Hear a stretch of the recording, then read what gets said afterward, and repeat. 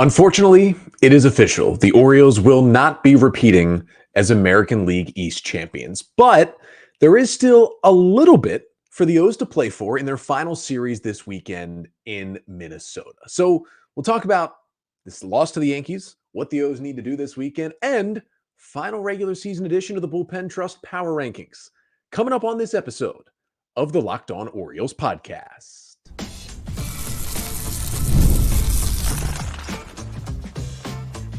You are Locked On Orioles, your daily Baltimore Orioles podcast. Part of the Locked On Podcast Network, your team every day. Hey there, Orioles fans. Today is Friday, September 27th, 2024, and welcome back into the Locked On Orioles podcast, part of the Locked On Podcast Network, your team every day. As always, I'm your host, Connor Newcomb. And coming up on today's episode, we are going to recap the Orioles' 10-1 loss to the New York Yankees on Thursday night as the O's were not able to complete the sweep, and officially the Yankees clinching the AL East over the Orioles with 3 games remaining. I'll get you the 5 things you need to know from that one, including Corbin Burnes looking playoff ready. We'll talk about why he left that game a little bit early, and then the O's bullpen not making us feel super confident with their performance on Thursday night. Then we'll talk about what's remaining for the Orioles. A 3-game series in Minnesota against the Twins. What do the O's still need to do to clinch that number 1 wildcard spot? And then once they do that, how will they play out resting guys and using pitchers for the rest of the weekend? And finally, it is the last regular season edition of the Orioles Bullpen Trust Power Rankings. Who do I trust in this bullpen that's a little shaky over the past couple of days? We'll get to that coming up on this episode of the Locked On Orioles podcast, which is brought to you by Booking.com. Booking.com, Booking.yeah. The right stay can make you a fan of any U.S. city, even your baseball rivals. Book today on Booking.com, the official accommodation partner of Major League Baseball, and get the Booking.com app today. So we'll start this one with an Orioles loss. Final score from Yankee Stadium in the Bronx on Thursday night is the New York Yankees 10 and the Orioles 1. And that means officially the Yankees have clinched the 2024 AL East title. The O's made it interesting, winning the first 2 games of this series, and they did end up winning the series. They win the season series 8-5 against the Yankees. They have only gone 8-5 or better 4 other seasons total against the Yankees. So that's pretty impressive. The Yankees actually ended up going 26-26 against the division, and yet they still won it because they just played better against the other teams, which the Orioles just didn't do as good a job of. You know, the O's had 32 wins against the division this year, which is pretty impressive. But either way, the Orioles now 88-71 on the year. And of course, they are officially 5 games back of the Yanks, not able to catch them with 3 games to go. I'm going to get you the 5 things, though, that you need to know from this Orioles loss to the Yankees. And the first thing you need to know is Corbin Burnes is looking postseason ready. Burnes with another fantastic start to finish off an amazing month of September. He goes 5 innings of 1-run ball, 2 hits. He struck out 9. He walked 1. The only run that he allowed was a solo home run hit by Giancarlo Stanton that just snuck out in left field in the 2nd inning. That was it for the Yankees against Corbin Burnes on 69 pitches, just 3 hard hit balls. And he finishes his first Orioles regular season with a 2.92 ERA in 32 starts. The O's, when they made that trade back in January, would have certainly signed up for what Burnes gave them this year. And it finished off after, we talked about it, a really, really tough August for Corbin Burnes. In that month, he started 5 games. He had a 7.36 ERA. He turns it around, and in 5 starts in September, a 1.20 ERA for Burnes. Here are his September stats heading into the postseason. Can't be pitching much better than this. 30 innings, 20 hits, 4 earned runs, 31 strikeouts, and 8 walks. That is good stuff from the Oriole ace. He is certainly looking playoff ready. The cutter was awesome. All 9 of his strikeouts, all 9 of them, came on the cutter on Thursday night. There's a great article from this week from Andy Koska in the Baltimore Banner talking to Burnes about the changes he has made to his cutter lately to get out of that rut he was in August. It was really about he took a little velocity off and he changed the shape of his cutter. He said it was just turning into I'll paraphrase, but a bad four-seam fastball. It was getting too much rise and not enough horizontal movement like his cutter used to get. So he changed it up a little bit, and he's now getting more horizontal movement, a little more vertical movement downward as well. Basically, it's breaking more, even though he's throwing it softer, and it's making it even better. He's found the command back of that pitch, and now it's turned into the dominant Corbin Burnes cutter that we know and love. 9 whiffs on the pitch. He had 16 whiffs overall. The slider was pretty good. He used that as his number 2 pitch. He's finally trusting that again, and it seems to be a little more of that sweepier version we saw in the second half in Milwaukee last year. So he's changed the slider a little bit. It's a little bit slower with a little more horizontal break. Everything is coming up Corbin Burnes at the perfect time. Now, the second thing you need to know from this loss is Burnes was pulled a little bit early. He had only thrown 69 pitches through 5 dominant innings, 9 Ks of 1-run ball in a 1-0 game at Yankee Stadium, where the O's were technically still alive for the AL East title. So when Yennier Cano came out to the mound in the 6th inning, you're wondering, why is Burnes out of there? And they showed Burnes talking with Brandon Hyde and pitching coach Drew French in the dugout after the 5th. And it turns out, don't worry, it wasn't any kind of injury-related thing. It was simply the O's are making sure that Corbin Burnes is going to be ready for Tuesday's Game 1 of the Wild Card Series. Now, I talked about it a little bit for how if the O's stayed on turn, it would have been Zach Eflin in Game 1 on Tuesday, and then Corbin Burnes Game 2 Wednesday of a Wild Card Series. But you can also understand, because Burnes will be on regular rest for Tuesday, why the Orioles would want to throw their ace in Game 1. You want to set the tone in a playoff series like that. I mean, imagine if it is Burnes versus Skubal in that Game 1. That is going to be must-see theater. But you kind of understand the thinking from the O's there. It seems like this was the plan all along, to make sure he's rested for Game 1 on Tuesday. Now, again, there are 4 days of rest, which is your regular rest for a starter. You get Friday, Saturday, Sunday, and Monday off before you pitch Tuesday. And you would think, well, if 4 days of rest is regular for a starter, why do you need to shorten Burnes' final start?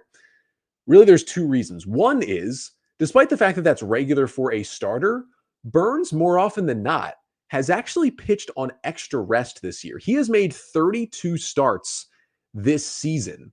One of them has been on 6 days rest. One of them was on 8 days rest because it came after the All-Star break. And one of them was opening day. So on whatever it is, 4 or 5 months rest. Of the other 29 starts that Burnes made this season, 20 of them were on 5 days rest, and only 9 of them were on the usual 4 days rest. So he is very much used to pitching on basically this extra day of rest. And while the Orioles aren't going to give that to him because they're going to start him Game 1 instead of Game 2, they basically found the happy medium right here. Every single September start for Burnes has been on 5 days rest when he's dominated with a 1.2 ERA in this month. So to split the difference, they say, okay, we'll cap you at your good 5 innings, your 69 pitches in this start. We won't have you go as deep, maybe not be as sore when you come out of this one tomorrow. And maybe that makes it feel a little bit more like you're getting 5 days rest, even though you're only getting 4 when you start on Tuesday. Yes, this game had still some importance. Had the Orioles won, they would have stayed alive in the AL East, and they would have clinched the top wild card spot in the American League. And the other thing is, though, even if the O's had won the game, I think we all know, again, the magic number for the number 1 wildcard spot is 1. We'll talk about that in a bit. It's either 1 Orioles win against the Twins or 1 Tigers loss against the White Sox. The O's are going to beat the Twins at least one time. That team's an absolute disaster right now when they play them this weekend. But more importantly, even if the O's had beat the Yankees, you still would need to win the AL East, the Orioles to sweep the Twins in Minnesota this weekend, and then the Yankees to get swept at home by the Pittsburgh Pirates. And remember, Paul Skeens can only pitch once. I get it. I understand you want to play till the end and play it out, and it's not like the O's were tanking this game away by taking Corbin Burnes out in the 5th. It was a 1-0 game. They still had a chance to win. But the Yankees were not going to get swept at home by the Pirates with the division on the line. That was just never going to happen. It was never really in the cards. So you say, hey, Burnes being fully ready for Game 1 of the Wild Card Series is much more important than giving us 1 or 2 more innings in this game that doesn't have a lot of importance left. That is where the Orioles weighed it. I mostly agree with that decision. And yes, they still need to win one more game to clinch everything up. But even if they left Burnes in, the offense really wasn't doing much. Who says they would have won that game? And that's the third thing you need to know from this one. The offense really didn't show up in this one, no matter if Burnes stayed in the game or not. The O's were able to scratch across one run because they got a couple of infield singles and then an Emmanuel Rivera sac fly in the ninth to get on the board. It was one run on 7 hits, but it wasn't the greatest offensive performance. The Orioles, after 18 hard hit balls on Wednesday night, well, they had just 8 of them on Thursday night. Garrett Cole was his Garrett Cole self, 6 2/3 scoreless innings for the Yankees. It was quite the ace-off between Cole and Burnes. Although the O's only struck out 5 times in 6 2/3 against Cole, I thought their at-bats were honestly not bad. Their swing decisions were really good. They were laying off the balls. They were swinging at the strikes in the middle of the plate. And it's hard to do this against Garrett Cole. He's a top 5 pitcher in Major League Baseball. I mean, you could argue he's top 3 or better, especially when he's on and he looks to finally be healthy over these past couple of starts. They just weren't driving the baseball even when they were making good swing decisions. And sometimes that happens. And it just combined to be kind of a tough offensive night for the O's. I mean, James McCann, shout out to him. He did reach base twice. He walked and he singled. But that was pretty much it for the Orioles offense in this one. Now, the fourth thing you need to know from this one is that, speaking of that offense, the Orioles at least did get some other guys into the game and get them to play some other positions. Jackson Holliday came off the bench and got himself a hit, which was nice to see. And he played some shortstop late in the game, replacing Gunnar Henderson. Heston Kjerstad got in there. He played a little right field. Austin Slater got a pinch hit late in the game. Ryan Mountcastle came off the bench to pinch hit and got a single. I mentioned Emmanuel Rivera got into the game. He had that sac fly. Those are all good things. And specifically, Kjerstad playing right and Holliday playing shortstop. You never know if anything could happen in the postseason. You need those guys to play there, especially Holliday, because there's a good chance if, this would be worst case scenario, but if, knock on wood, something happened to Gunnar Henderson in a playoff game, Jackson Holliday would probably be that guy that you would put in at shortstop. I mean, it could be Jordan Westberg and then you move guys around, but there's a good chance it would be Holliday. So you want to get him at least a couple of innings there in some games. And that was nice to see the Orioles do that on Thursday night.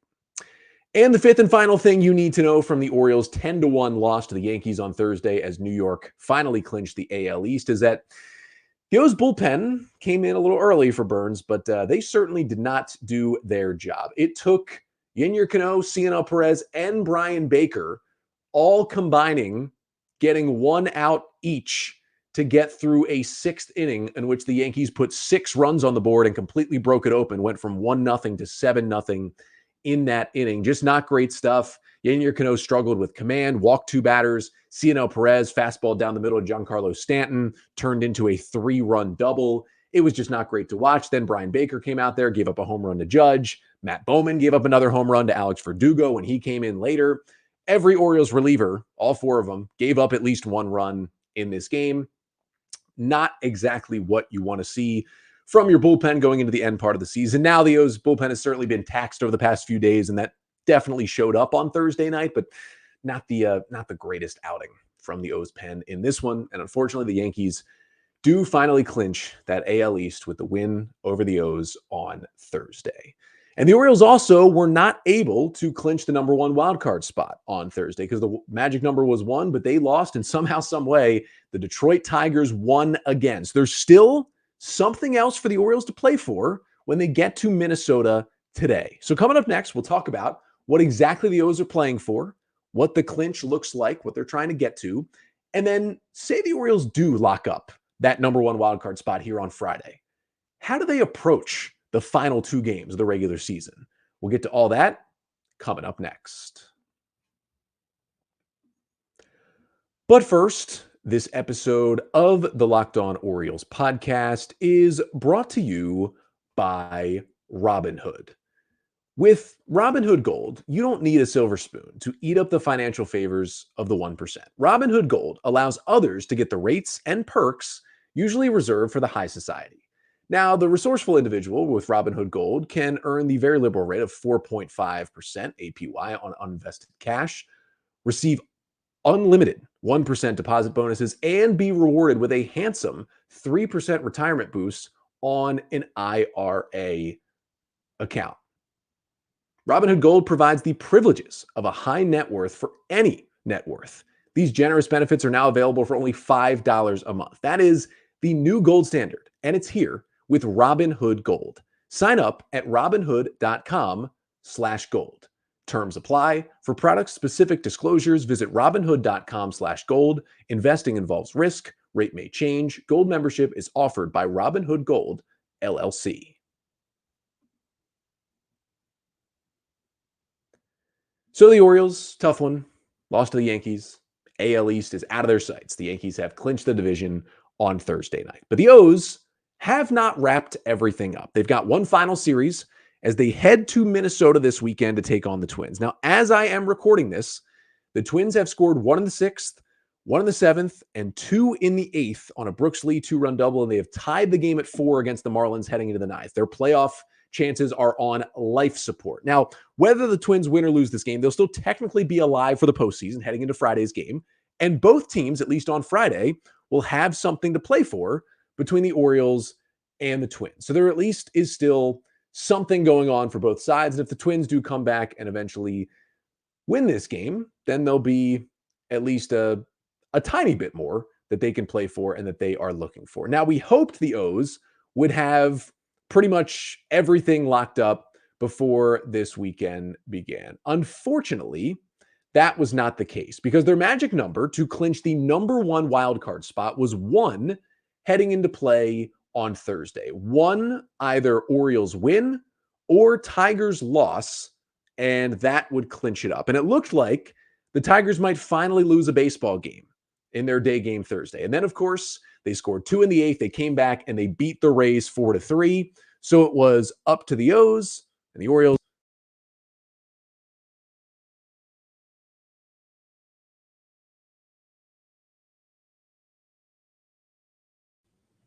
And the O's lose that game 10-1. So the magic number to get that number 1 wildcard spot is still 1. And the number 1 wildcard is important because you get to be the only wildcard team who gets to host the best of 3 wildcard series. The entire series will be at your home ballpark next week, Tuesday through Thursday, October 1, 2, and 3. Now, once the O's would get there, it seems likely. It looks like all the games would probably be at 3 p.m. If you go off the schedule from last year, it's 4 games per day because it's all the wild card series, and most likely they're going to be at 3 o'clock, 4 o'clock, 6 o'clock, and 7 o'clock. And with the Orioles being most likely the only East Coast team to host a wild card series, they're probably going to play, just because of time zones, play the early games. So that would be at 3 o'clock. So plan your work plans and getting off work accordingly for those playoff tickets and those playoff games. And again, could be the Tigers, could be the Twins, could be the Royals. The way the Tigers are playing, and they're playing the White Sox this weekend, I'm guessing it will be Tigers at Orioles in that wild card series. But again, the O's still do have to clinch it with either a win or a Tigers loss. And you certainly can't be counting on the Tigers to lose to the White Sox, even though the White Sox just swept the Angels this week to still fend off getting to the losingest season in modern baseball history. But I think the Tigers are playing a little better than the Angels are, so that might change things there. But the way the Twins are playing baseball, I think the O's are going to be able to win one of these games. But you do want to do it early, and you would really like to do it on Friday. Now, as we record, I don't think, we do have some starters, or we at least have one starter for the O's, and this is where it's really interesting. So the Twins are going to go Pablo Lopez, their ace in game 1, the right-hander. They're going to go the rookie righty Zebby Matthews, who's been really up and down in game 2 Saturday, and then Bailey Ober, who's had a pretty solid year. He will go on Sunday, another right-hander for the Twins. The Orioles have only named one starter for the weekend, and that is Cade Povich, who's going to start tonight's game 1, an 8-10 start, Orioles and Twins. That was his scheduled go in the rotation, was here on Friday night. Now, if the Orioles stayed on turn, it would be Albert Suarez Saturday and then Dean Kramer on Sunday to finish up the season. But that is where it gets interesting, because let's say the O's are able to beat the Twins tonight here on Friday and they clinch, they get that one win, they clinch the number 1 wild card. They're out of play for the AL East. They've got the top wild card spot. That means there would be nothing for the Orioles to play for on Saturday and Sunday. And unlike last year, when the O's didn't have anything to play for the final 3 games of the year, but they had a whole week off before the ALDS started the next Saturday, they still wanted to play some guys to keep them a little bit fresh.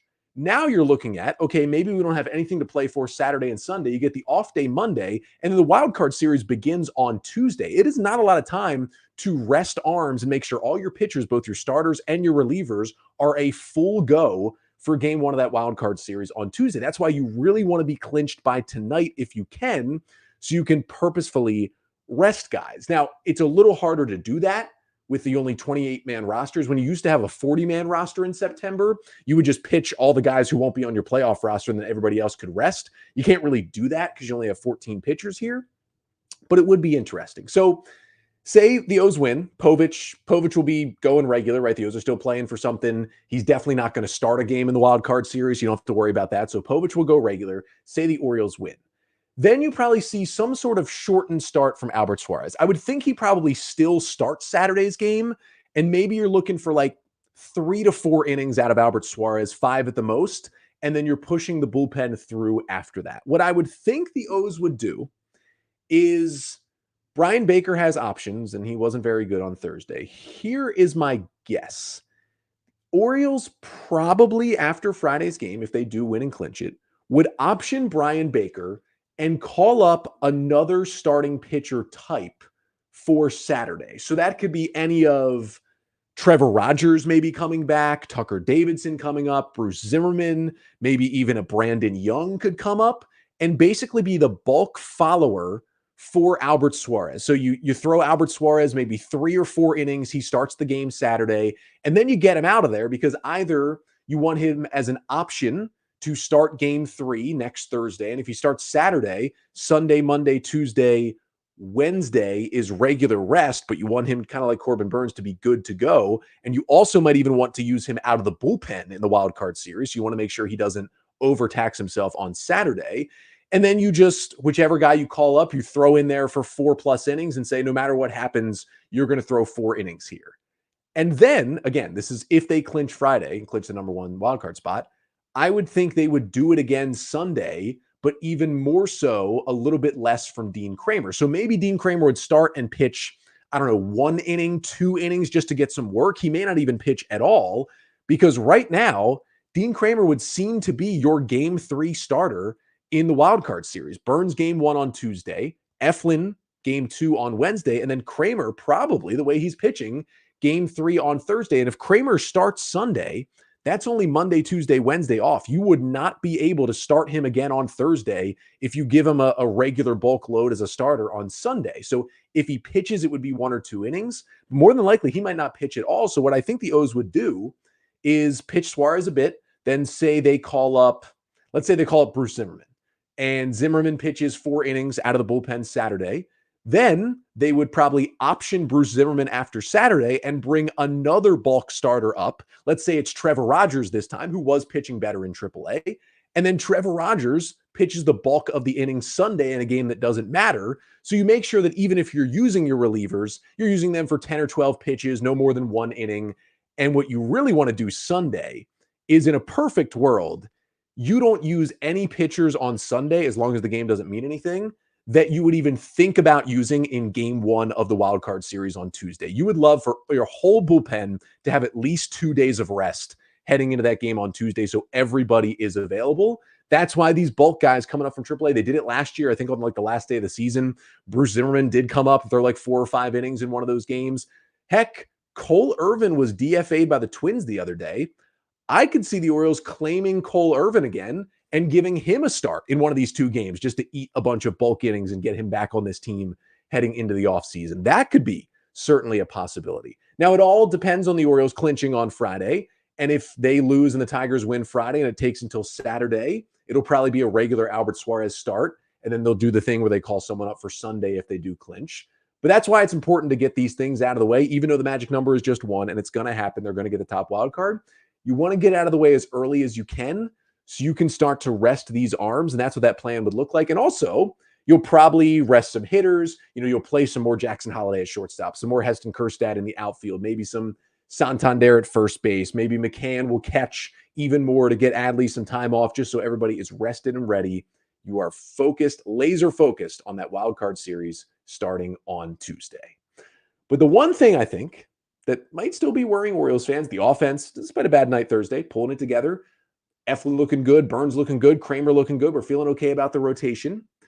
The bullpen is starting to show a little bit of cracks here, and they're leaking a little bit, and they're a little overworked, and it was definitely a bad night on Thursday.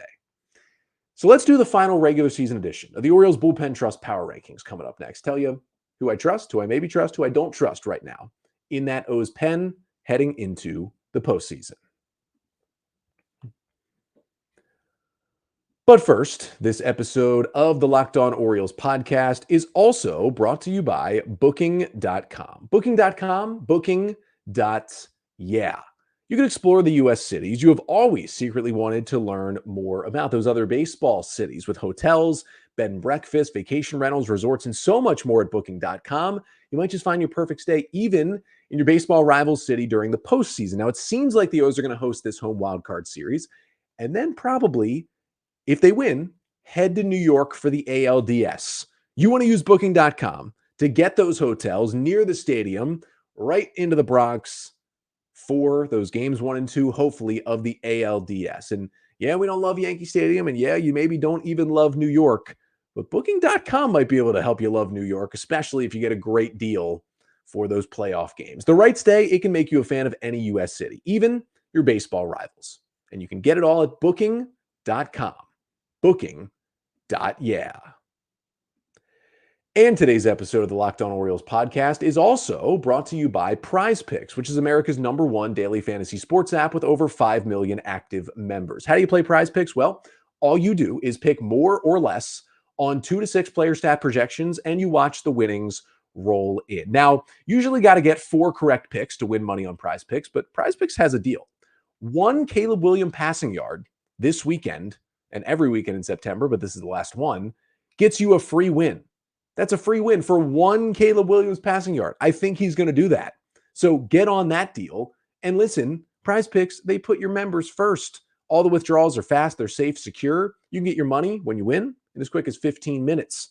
So download the Prize Picks app today and use code LOCKEDONMLB and get $50 instantly when you play $5. That's code LOCKEDONMLB on Prize Picks to get $50 instantly when you play $5. You don't even need to win to receive the $50 bonus. It is guaranteed. And that's at Prize Picks. Run your game. So as we head into the weekend, the Orioles, again, magic number still 1 to get the top wild card spot. And they might need a little bit from their bullpen this weekend to make sure they lock that down. And the bullpen is a little shaky right now. So I wanted to do my final regular season edition. It might be my final 2024 edition overall of the Orioles Bullpen Trust Power Rankings. How do they work? Well, I take all of the Orioles relievers. Currently, there are 9 of them in the bullpen, and I place them into 3 categories. Trust, those are guys who, if you put them in a high leverage spot right now, I would be like, yep, that feels good. That feels like we're going to get the outs we need and get out of that. Next is maybe trust. That is, they're pitching okay. They're up and down. They might be able to get some big outs, but I'm not feeling great. But you could put them out there in those spots. And then don't trust is, please do not put this player in anything close to a high leverage situation. So I begin with my 4 pitchers in the trust category. And I know he didn't look great on Thursday, but Yennier Cano is still in my trust category. In the month of September, 6 innings, 5 runs, 9 Ks to 4 walks. The little bit of forearm soreness that he had a couple of weeks ago, that does concern me. The velocity was a little bit down. When he pitched on Tuesday, his sinker velocity was 95.2. That was his lowest average sinker velocity since June. So a bit concerning, but he has become more of a strikeout guy. And this Orioles bullpen kind of lacks some swing and miss. Cano, since August 1st, 23 strikeouts to just 5 walks in 17 2/3 innings of work. That's pretty good. Now, he did have a bad outing on Thursday. We know that. But if he's becoming more of a K guy, that's going to play even more in the postseason. I'm still trusting him as that main setup man. You know who's found himself in the trust category for the first time since the trade deadline? Haters aren't going to like it, but it is Gregory Soto. How about Gregory Soto? In September, 8 2/3 innings, 2 runs, 11 strikeouts. Here's the big one. 2 walks in about 9 innings in September. Brandon Hyde has now used him in high leverage twice in the last week, and he was good both times. He got those big outs in the walk-off game against the Giants last week. He was filthy in his outing on Wednesday night, going 1-2-3 with 2 Ks. He actually walked one batter when he pitched on Tuesday. That snapped a streak of 6 consecutive outings without a walk for Gregory Soto after he was seemingly walking everybody when he first came over to the Orioles at the deadline. I really do think, I don't know if the O's have a 100% set closer. If the O's are protecting a small lead in the ninth and there's a bunch of lefties due up, I think Gregory Soto is that lefty to go to right now in that spot for Brandon Hyde. I trust him, and he trusts him once again. Next up is another lefty, but not the one you expect. Keegan Akin is in the trust category. And honestly, how could I not put him there? In September, Keegan Akin has been the Orioles' best reliever. Full stop. 10 1/3 innings, 1 run, 14 strikeouts, 2 walks for Akin in September. It is absurd. He got the save on Wednesday night. When the O's were melting down, Matt Bowman has given up runs, bottom 9. Brandon Hyde goes to Keegan Akin, and he goes pop out, and ends the game and gets his 3rd career save. How about that? 6 consecutive scoreless outings for Akin. He's now succeeded in 3 straight high leverage spots. That was the thing for Akin. Like, he was pitching well all year, but it was all in low leverage. He had the lowest leverage index by Fangraphs of any reliever in the O's bullpen. So it was like, yeah, he's pitching well, but it's all in mop-up time. Now he's getting high leverage outs. I trust him right now. Get some lefties, get some righties, go multiple innings. He could be, if he keeps pitching like that, the perfect Swiss Army knife weapon out of the bullpen in the postseason. Everyone needs one. As crazy as it is to say, Keegan Akin could be that guy for the Orioles. And the final guy in my trust category is Seranthony Dominguez. Yes, the blown save against the Giants last week wasn't great, but he bounced back to get a couple big outs and get the save on Tuesday. I think he's still Brandon Hyde's top closer option. He's still the best strikeout guy. 6 innings, 3 runs, 6 Ks, 3 walks for him in September. I'm still trusting him in really any spot right now. Then we move to the maybe trust, where there are 4 pitchers in that category. Number 1 is Yennier Cano. Since returning, 2 2/3 scoreless, 2 hits, 4 Ks, and 1 walk. He's pitched okay. I need to see him in a high leverage spot before I move him to trust. If I even see Coulomb in one high leverage spot and he gets the outs, he is immediately in the trust category. The issue is you want to get him into one of those spots before the postseason comes. So if the O's are in a close game trying to close out the number 1 wild card tonight in Minnesota, I would love to see Yennier Cano get one of those innings just to see him in that spot before the playoffs and make sure he can come up big and get those big outs. Next one in maybe trust is Jacob Webb. 4 2/3, 2 runs, 5 hits, 2 Ks, and 3 walks since returning in September. Really hasn't been getting a lot of swing and miss since coming back from the IL with that elbow injury. Tuesday was really the first time he pitched in any leverage at all and almost blew it, almost gave up a home run to Stanton, but came back with a big strikeout to get out of a jam. And then he worked his way out of a jam on Wednesday as well, which was nice to see. Just need to make sure he's fully healthy before I put him in trust. But just like Coulomb, he's trending there, but haven't seen him enough coming back to put him in that spot yet. Also in maybe trust is CNL Perez. It has not been a very good September for CNL Perez. 8 innings, 13 hits, 9 runs, 6 Ks, 5 walks, and a hit batter in September. He wasn't good this week. He certainly was not good in that outing on Thursday night. Now, he certainly had some bad luck mixed in there, and it's not like he's getting crushed all the time. Hyde is still using him in some high leverage spots, but I really think Gregory Soto has taken over as the number 1 lefty. Danny Coulomb, who was your best reliever before the injury, is back, and Akin has been the Orioles' best reliever this month. So you could argue that all 3 of those lefties are maybe above CNL Perez in the pecking order when 2 weeks ago, Perez was the Orioles' number 1 lefty out of the bullpen. Oh, how things can change. He's still in maybe trust because the stuff is really good. He's pitched well in big spots before. When he is locked in, he's amazing. But the luck's not on his side right now. He's not super locked in. He's not hitting the corners with his sinker. And he preys on getting ground balls. When he's in the middle of the plate, he'll get crushed. And you saw it when he gave up the 3-run double to Stanton on Thursday that broke the game open. I'm going to need him to figure it back out. But the nice part is, even if he doesn't, Soto, Coulomb, Akin all pitching well as other lefty options for the O's. And the last in maybe trust is Matt Bowman. Now, I know the last 2 outings you've seen from Matt Bowman have not been good. And his overall in September with the O's, 9 innings, 5 runs, 8 hits, 6 Ks, and 3 walks. But going into Wednesday, he had 11 of 12 outings with the Orioles been scoreless, including 8 straight scoreless outings. He was pitching great. Then he gave up 4 runs in the 9th inning Wednesday, including a home run to Judge. Then he came back Thursday and gave up a solo home run to Alex Verdugo. That was all he gave up in the bottom of the eighth. And now I'm feeling a lot more shaky about Matt Bowman. Before Wednesday, I was like, Bowman's not going to be your top reliever, but I think he's making the playoff roster. Now I've seen him pitch twice against the Yankees, and I'm like, maybe you find a spot for someone else. Now, sweeper's been good. Sinker's been good. He was getting zeros before this. Maybe he can have a bounce back outing or two in Minnesota and he'll be back in playoff roster spot. But he is, I think, squarely on the playoff roster bubble and squarely in the maybe trust category. That leaves one guy in don't trust, and that is Brian Baker. 2 1/3, 2 hits, a run, 5 Ks, 1 walk, and 2 outings in September. He actually pitched okay. I mean, he gave up a home run to Aaron Judge, but everybody does that. But he kind of pitched okay. He struck out 4 Yankees. All 4 outs he got were Ks on Thursday. That was kind of intriguing.